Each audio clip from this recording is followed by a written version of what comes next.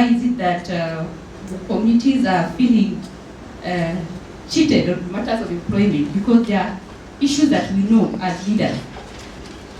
And I think it would be fair if I would state it here. In terms of employment, the issues that keeps on bothering the community is on the fact that the technical or the skilled labor that is available doesn't go to the local. You are bringing people from the other side of the country. We do have surveyors, we do have engineers who are locals, but they're still jobless. When we have people who are outside this county working for you, why is it so? I don't want to sound repetitive, but I think there are matters that we must commit ourselves to today. And let it be on record that this is not the first meeting we are having to discuss the same issue once again. And this begs the question, why are we doing the same thing, the same conversation, the same kind of crisis? Why are we in it all the time? And before I get to that, first of all, let me declare that when it comes to commitment to this project, as leaders and as communities, we are 100% committed. I know I've listened to colleagues here talking about how transformational this project is. We agree 100%. And as leaders and communities, we also do have 100% goodwill in terms of support to this project and even resolve issues as it comes up. Having said that, it is important to state here, and I think Commissioner Alisa from NLC is here with us, and he needs to hear us and give us a conclusive way forward on this matter. And I'm hoping Kenha is also represented here. I am not sure, I've not seen them. Kenha? Okay, good. There are three issues that we can't wish away. And it is sad that some of these issues should have been resolved way before this project began. And one of the major reasons why we keep having this crisis meeting is because things were not done the right way before the project implementation began. And I really feel for the contractors here, because at this point in time, they are supposed to be doing their work smoothly. If only some issues were addressed then. Some of the issues like employment are the issues that are arising now. And it is okay to deal with it now because it is a present issue. It's a real-time issue. But issues of compensation, Commissioner, and how our land was valued in terms of, if we do comparables with neighboring counties, it is something that is historical. It is an issue that has never gotten responsive ears from NLC and from Kenha. And I want to agree with the governor when he says some of these issues could probably be beyond this meeting.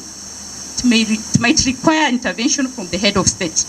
I agree, but I think the communities have got legitimate concerns that cannot be wished away, and as their leaders, we really want to state it here in black and white so that it is understood at this level, even as we go forward to pursue the matter with the head of state.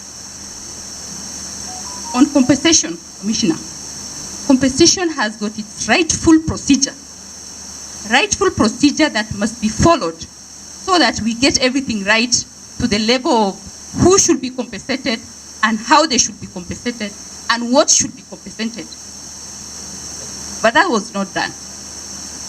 Up to this point in time, we keep hearing that there is a Gazette notice of 1974 that indicates that there was a road reserve on this matter. But nobody has ever produced it. Nobody has ever produced it. Secondly, we moved from Gazette notice because it can't be produced. We were taken to claim of a reservation was made. This is coming from Kenya. A reservation was made. Well and good. Reservation of 12 meters. As a community, we have no problem with those 12 meters.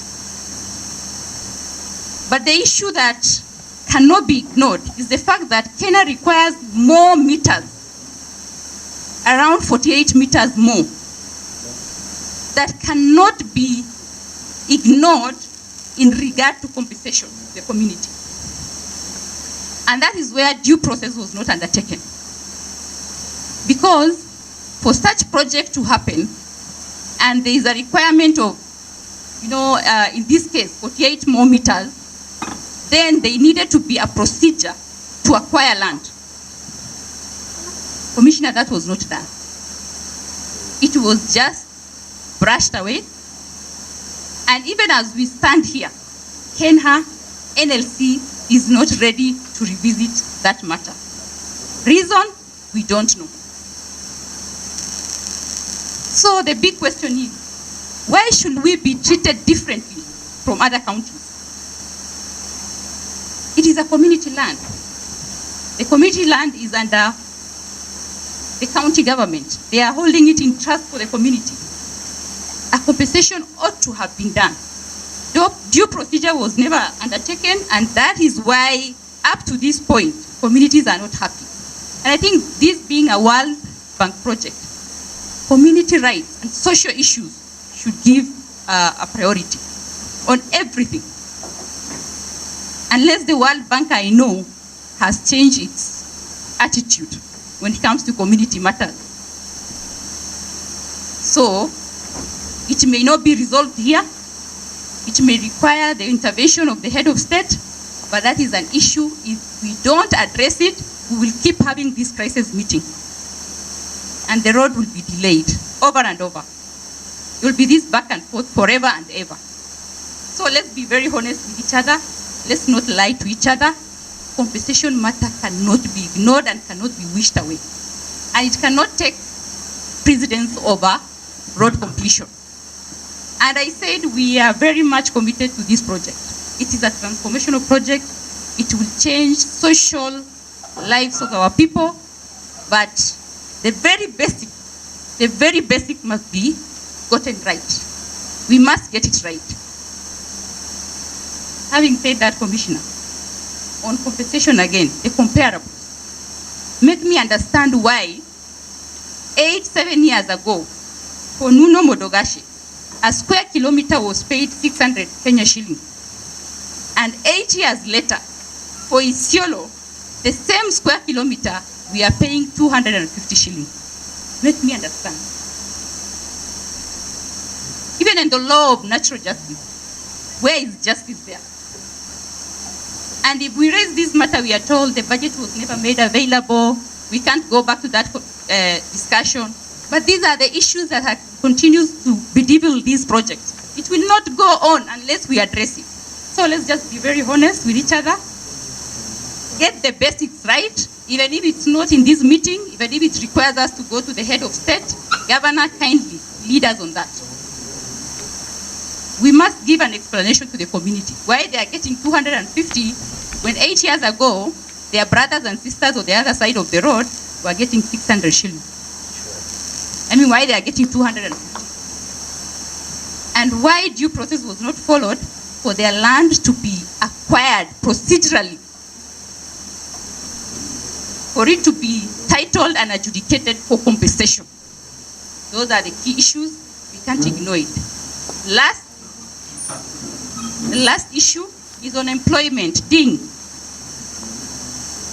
It is on employment. You can't ignore that. You can't. You keep saying you follow procedures to get people employed, but your procedures must give the right, desirable outcome to the people of ISIOLO. If it's not giving us 70-30%, then it's not the correct procedure. If it's not taking up our locals who are skilled, then it's not the right procedure. And I want to agree with Mheshimiwa Culex. He clearly said, let's have an audit of whom you've employed and from where. then we can begin that conversation to correct what has been wrong. So those three issues cannot be ignored. On employment, you are here, you can address it as quickly as possible so that community can move forward from that issue. But on compensation and comparables, let's see how we can resolve that matter. Then we will be good to go in terms of completing this project.